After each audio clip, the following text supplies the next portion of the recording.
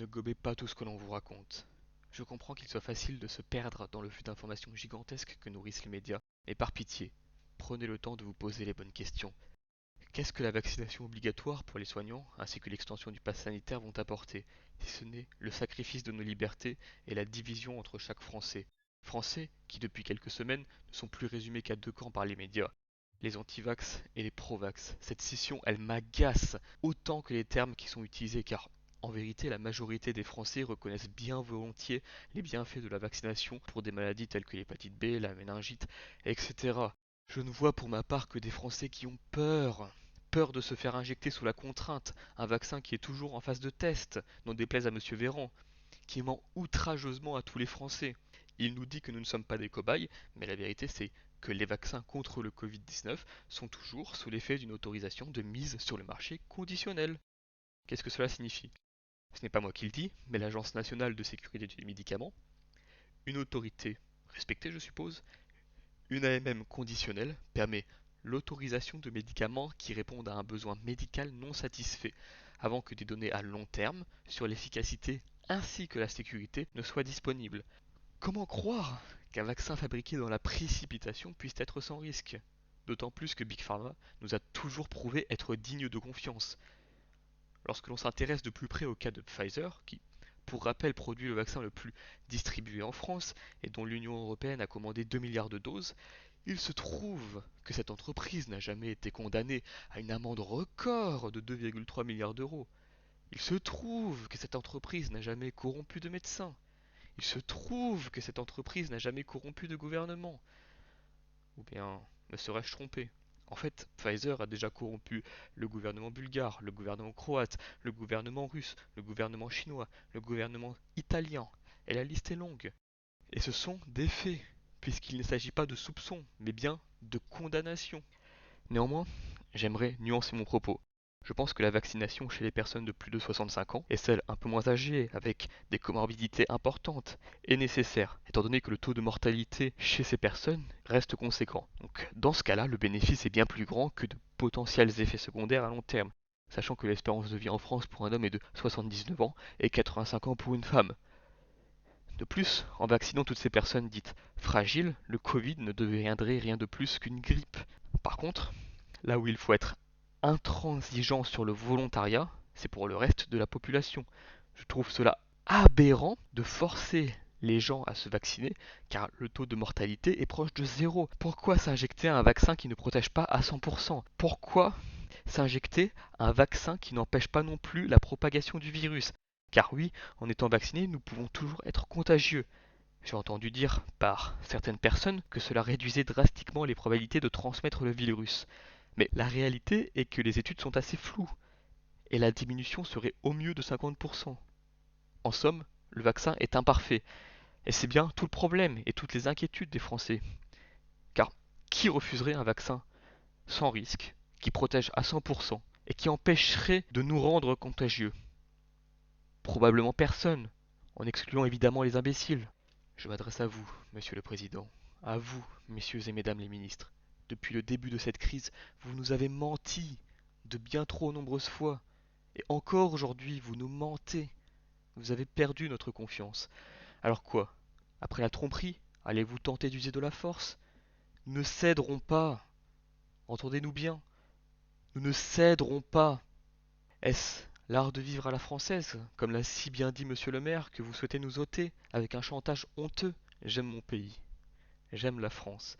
C'est alors, la gorge nouée et les larmes montant aux yeux, que j'ai écouté avec attention votre discours. Un discours dans lequel je ne reconnais pas la France dans laquelle j'ai grandi. Souhaitez-vous élever notre nation au rang du Pakistan? Au rang de l'Arabie Saoudite? Est-ce bien cela que vous souhaitez? Souhaitez-vous être ri de la plupart des démocraties qui nous entourent? Est-ce bien cela que vous souhaitez? Et si on oubliait toutes les querelles et les différends concernant la vaccination? J'aimerais juste alerter toutes les personnes qui visionnent cette vidéo. Il s'agit d'un tournant pour notre pays. Quand Monsieur Macron dit vous ne pouvez pas avoir les mêmes droits parce que vous n'avez pas les mêmes devoirs. Ne soyez pas aveugles. Y a-t-il encore un idiot? Y a-t-il encore un naïf pour croire qu'en empruntant cette voie, nous ne sacrifierons pas nos libertés? que nous ne ferons pas un pas de plus vers la dictature. Monsieur le Président, vous vous trompez sur un point crucial. La liberté n'est pas un devoir. La liberté n'est pas et ne sera jamais conditionnelle. La liberté est et doit être acquise. Souhaitez-vous vraiment trahir ces trois mots que sont liberté, égalité, fraternité, qui nous sont si chers? Tout ce que vos mesures immorales entraîneront, c'est la division, encore et toujours la division. De jeunes adultes seront séparés de leurs parents, ne pouvant prendre le train, car ils ne sont pas vaccinés, mais c'était leur choix, pardonnez-moi. Des amis ne pourront plus se retrouver au restaurant, car ils ne sont pas vaccinés, mais c'était leur choix, pardonnez-moi. Des collègues ne pourront plus aller au bar après le travail, car l'un d'entre eux aura peut-être oublié son passe sanitaire, comme on oubliait son portefeuille autrefois, ou son téléphone n'aura tout simplement plus de batterie. Dans le monde de demain, le monde que vous nous dessinez, nous serons discriminés à l'entrée de chacun de nos lieux de vie quotidiens en fonction de nos données médicales. Cela me fait penser à certaines dystopies que j'ai pu lire plus jeune. En plus de nous faire dériver dans une France que je ne veux pas connaître, il n'y aura plus que division, je le répète. Les gérants de ces lieux seront eux aussi contraints de procéder à ces contrôles. Certains sentiront peut-être du pouvoir grandir dans leurs mains, mais la majorité sera surtout soumise par la police qui, elle, n'a aucune obligation concernant le pass sanitaire. Il faut bien préserver l'ordre dans une dictature. Si nous mettons un seul, dans cette direction, sachez qu'il s'agit d'une voie de non-retour en ce qui concerne la confidentialité de nos données médicales, le contrôle de notre identité banalisée et la discrimination à l'entrée de chacun de nos lieux de vie quotidiens. Peut-être faut-il que je respire un coup. Le pass sanitaire comprend aussi l'usage des tests PCR, ce n'est rien.